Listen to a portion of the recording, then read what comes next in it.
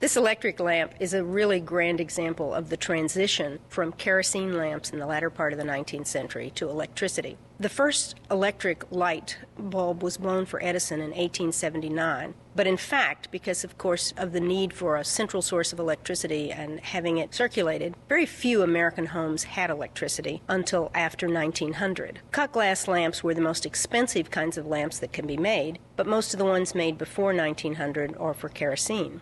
After 1900, you see the transition to electricity. This is a particularly nice one because it is very large and it has 4 arms. I've never been sure whether it was made for something like a hotel lobby or whether it was made for a very grand home, but it certainly wasn't made for the average home, given its size and the elaborate nature of the decoration. We aren't sure which factory it was made in. It could have been in Philadelphia at the Quaker City Glass Company or at the Meriden Glass Company in Connecticut. That pattern seems to have been made at both those factories.